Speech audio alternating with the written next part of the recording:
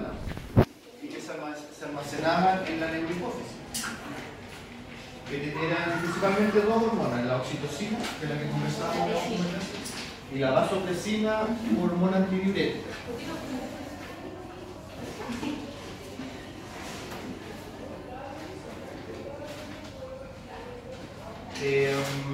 Importante, la neurohipófisis recibe ese nombre porque principalmente es un tejido altamente inervado, ¿sí?, que almacena las hormonas en los botones sinápticos de las neuronas de la glándula, y que al igual como se liberaban los neurotransmisores cuando llegaba el impulso nervioso, en este caso se liberaban las hormonas. Ahí conversábamos de cómo empezó la historia de la endocrinología, que era mucho ensayo y error. Saquemos un tejido, inyectémoselo a otro individuo y veamos qué es lo que pasa. ¿Sí? Pero al menos esos fueron los primeros pasos que fueron dando luces de cuál era las sustancias que se producían en estos tejidos. Hablamos de la oxitocina y ahí había cierto tipo de, entre comillas, un arco reflejo, porque había un receptor que era receptores que estaban en el pezón y que al tener un estímulo táctil generaban un impulso nervioso que vía aferente le decían al hipotálamo que generaba un impulso nervioso que liberaba la oxitocina. ¿Cuál era la función de la oxitocina? Se contrae la musculatura del alveolo mamario, por lo tanto se producía la eyección de la leche, no la producción, ¿cierto? Y dijimos otra cosa que es importante: siempre que queramos estar seguros que entendemos bien lo que pasa con una hormona, tenemos que tener claro dónde se produce,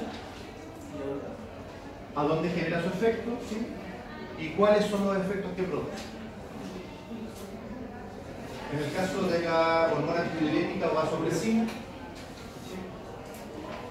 los estímulos eran principalmente los cambios en la volemia. Y cuando hablamos de cambios en la volemia estamos hablando de sistema renina-angiotensina-aldosterona. Recordemos que la angiotensina 2, una de sus funciones era estimular la producción de hormona antidiurética. Pero también existen receptores a nivel de hipotálamo que detectan la osmolaridad del plasma y por lo tanto detectan si hay mayor o menor concentración en el plasma sanguíneo.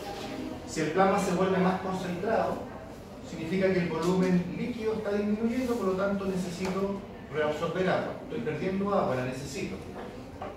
Por lo tanto, ese también es el estímulo. ¿Dónde se produce la vasopresina? Hipotálamo.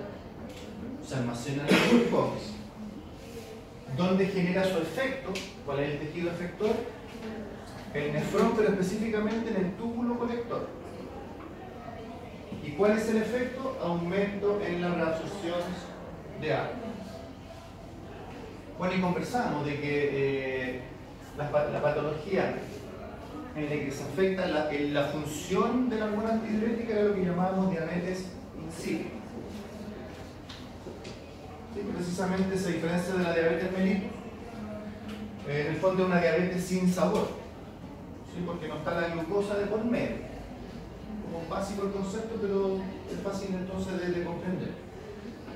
La diabetes mellitus se llamaba así porque mellitus significa miel, ¿cierto? La insulina, ¿por qué se llama insulina, profesor? ¿Qué insulina? ¿Qué es eso?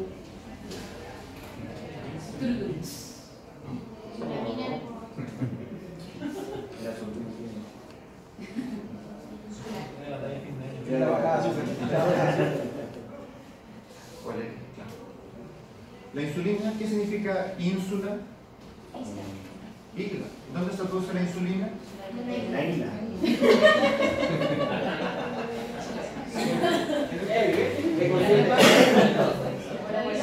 En los islotes del aire.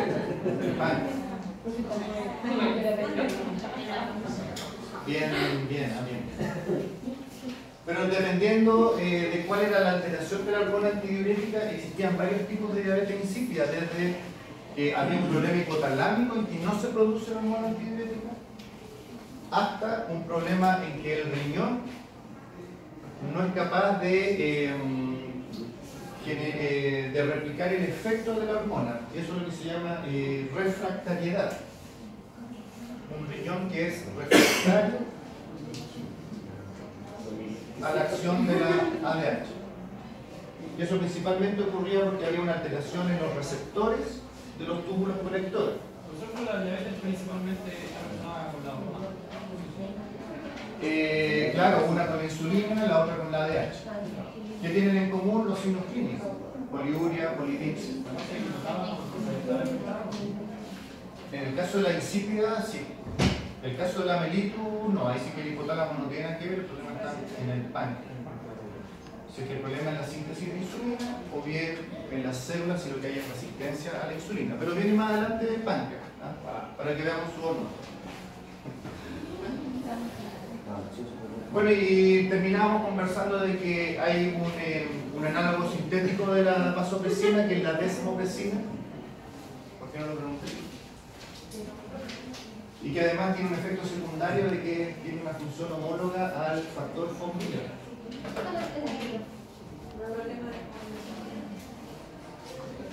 Sí, lo que pasa es que para la formación de los coágulos, para que las plaquetas detecten que hay una lesión en el vaso sanguíneo por la cual se está perdiendo sangre, cuando las plaquetas comienzan a depositarse en la zona que está lesionada, comienza la agregación plaquetaria, es decir, necesitamos liberar señales que le digan al resto de las plaquetas que están circulando que deben comenzar a aglomerarse. Y eso ocurre en parte por la producción de un factor que se llama factor von Willebrand. Y bueno, como todo, también existen individuos que tienen deficiencia en este factor, y eso se llama la enfermedad de von Willebrand, y tienen problemas en la formación del tapón plaquetario. ¿Eso es general lo que hay? No, en general, esto nada que ver con la diabetes. Factor. Claro.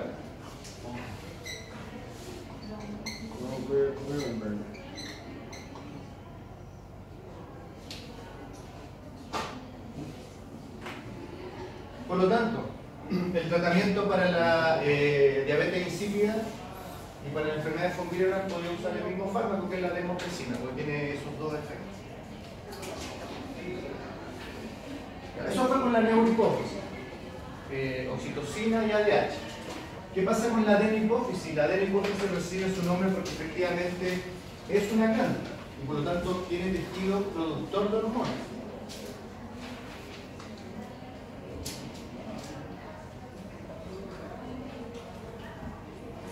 Y aquí tenemos una lista de hormonas un poquito más larga. Las principales hormonas que se producen en la adenihipófisis son la ACTH. Bueno, esto lo vimos en algún momento cuando vimos hipotálamo hipófisis, sistema nervioso. ¿Qué significa ACTH? La hormona estimuladora de la corteza adrenal, o corticotropina también. Vamos a ir viéndola después cada una por separado, solamente estamos haciendo el resumen. La TSH, que es la hormona estimulante de la tiroides, que también se le llama tirotropina. La GH, u hormona del crecimiento.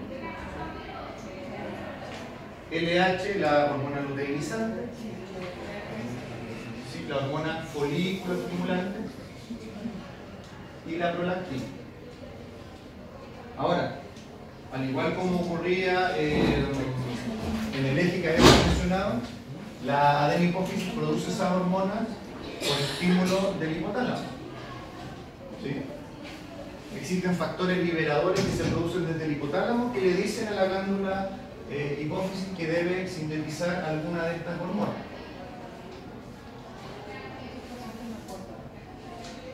A través del sistema porta. Exactamente. Eso no se pregunta.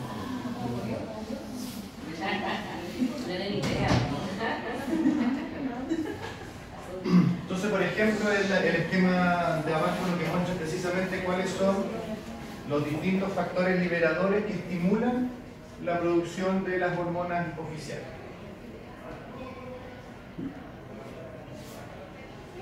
El factor liberador. ¿Sabes que no me acuerdo? Lo vi delante y dije que lo que era, no me acuerdo. Lo voy a buscar. Beta.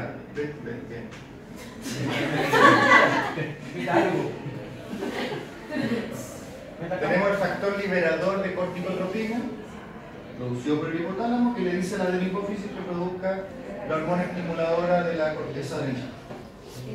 Tenemos el factor liberador de tirotropina, que le dice a la adenipófisis que produzca la hormona estimulante de la tiroides.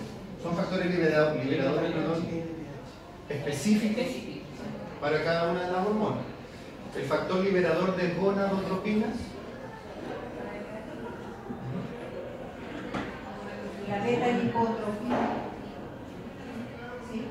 sí, ¿Sí? sí. Profe, ¿cómo se llama el factor liberador del Porque De gonadotropinas. lipotropina. Sí, de ahí lo vamos a desarrollar. Sí, factor liberador de gonadotropinas. Realmente su nombre se refiere a que esta hormona donde ejerce su efecto en la gónada, tanto ovario como testículo. Tenemos entonces la LH y la FSH. El factor liberador de la hormona del crecimiento, ¿sí? Estimula la producción de la hormona del crecimiento. Y el factor liberador de prolactina, que también estimula la hormona prolactina. Disculpe, la hormona de crecimiento tiene que ver solamente con los huesos. Con todos los tejidos. Todos los tejidos, células, tejidos blandos y tejidos duros. Y principalmente que estimula el metabolismo. Por eso en la lista de hormonas, en la lista general, estaba dentro de las hormonas del desarrollo, del crecimiento y también de las hormonas metabólicas. Ya, por lo tanto, recordar que ya eso es lo que le llamamos eje hipotálamo-hipófisis, y dependiendo de la glándula finalmente donde se ejerce el efecto.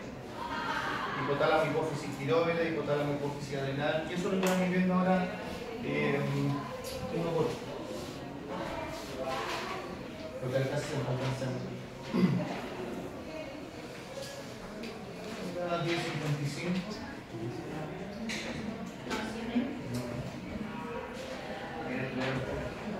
No, si tenemos que. No, pero el que necesite salir, puede hacer que. Después se consigue la materia. Queda la fría tanto. Libre albedrío. Eje hipotálamo hipófisis adrenales, en primer lugar.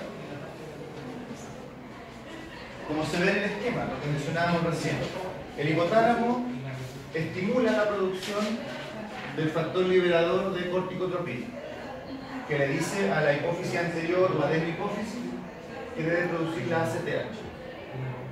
¿Cuál es el efecto de la ACTH? Aquí viene lo nuevo. Como es una corticotropina, no nos olvidemos que solamente estimula la corteza suprarrenal, no estimula la glándula completa. ¿Y cuáles son las hormonas que se producen principalmente en la corteza adrenal? Y por eso deriva el nombre también los corticoides. Todo viene de la corteza. Y en ese sentido los principales corticoides pertenecen a dos grupos, dependiendo de cuál es el efecto que ellos van a generar.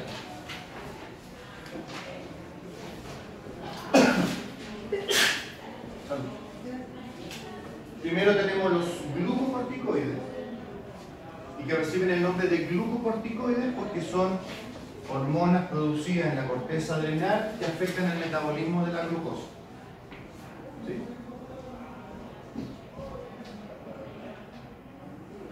Los glucocorticoides entonces son hormonas que afectan el metabolismo de la glucosa. Y el principal representante es el cortisol.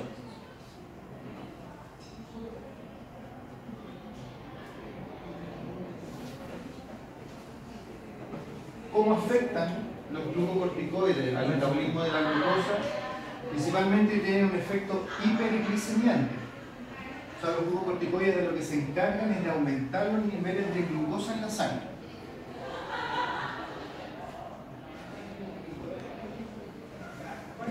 El cortisol también es denominada la hormona del estrés. Por lo tanto, lo que el organismo entiende es que cuando estoy en una situación de estrés necesito altos niveles de glucosa en la sangre. Principalmente para que todas las células que están en este estado de... no, de incomodidad no es la palabra, pero... sí, de alteración puedan tener suficiente aporte energético para tomar y generar las reacciones que sean útiles primero para sobrellevar este periodo de estrés. En general el estrés se supone que no debería ser un periodo muy largo, excepto en nosotros, ¿no? ¿Y cómo logran eso? Principalmente por el mecanismo de la gluconeogénesis. Recordamos lo que es gluconeogénesis, formación de nueva glucosa. Formación de nueva glucosa. ¿A partir de qué? Proteínas, principalmente proteínas y lípidos. Por lo tanto, si obtienen glucosa a partir de proteínas, ¿de dónde sacan esas proteínas? Proteínas musculares, principalmente.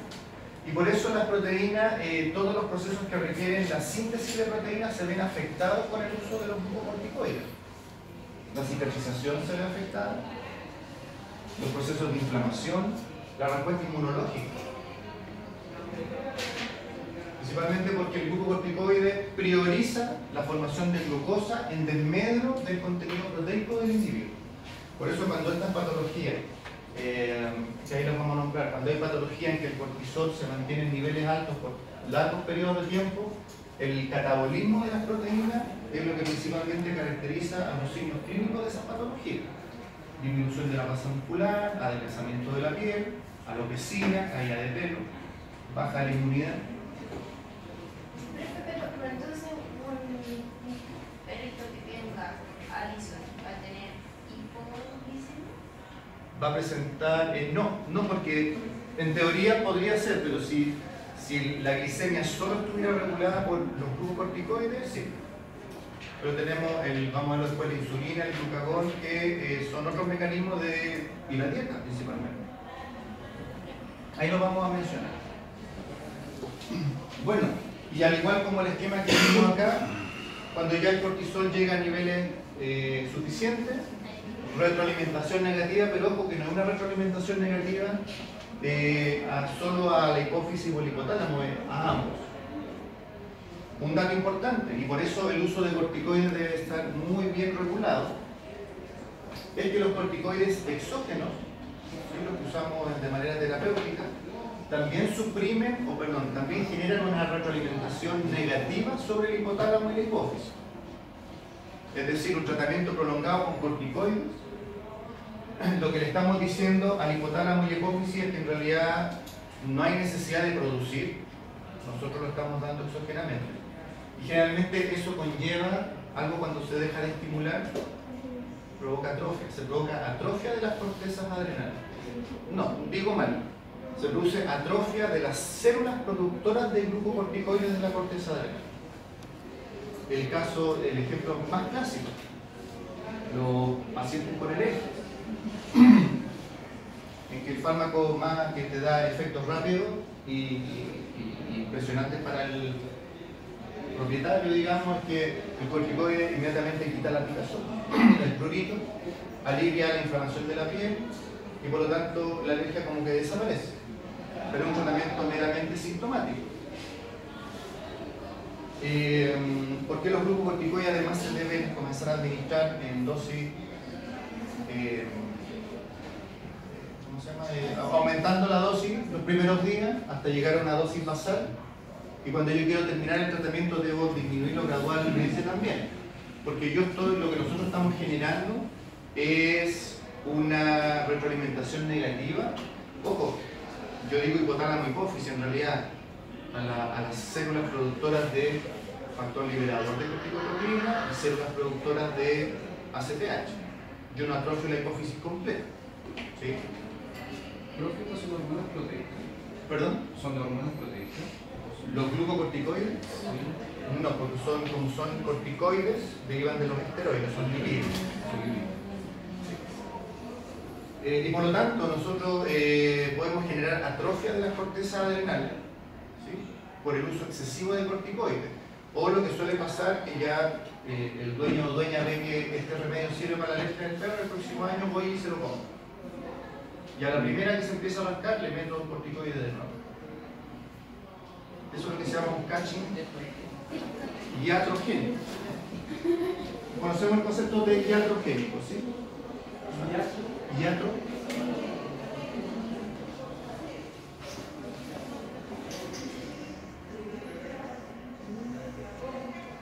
En el fondo somos nosotros los que generamos la alteración.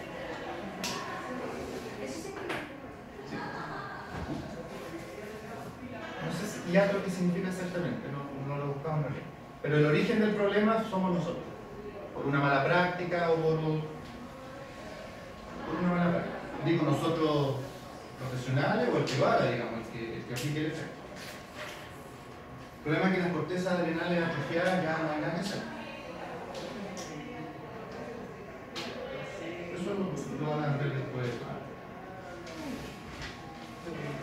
En las cortezas adrenales también no solo se producen los glucocorticoides, sino que se producen los mineralocorticoides. Y aquí tenemos uno conocido que es la aldosterona. El mineralocorticoide se caracteriza porque es una hormona que afecta el metabolismo de algunos minerales. En este caso, de la aldosterona, sodio, potasio. Porque la aldosterona, recordemos que estimulaba la reabsorción de sodio y eliminaba potasio.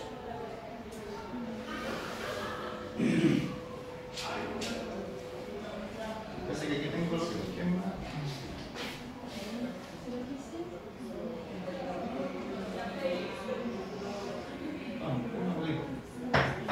La aldosterona, ¿qué es lo que hace? Pero acuérdense, ¿qué es lo que hace? Estimula la reabsorción de sodio porque lo que buscábamos con esa hormona era retener agua en los vasos sanguíneos, ¿se acuerdan? Y siempre el sistema de sodio-potasio, si es que voy a reabsorber sodio, voy a perder potasio. Y viceversa.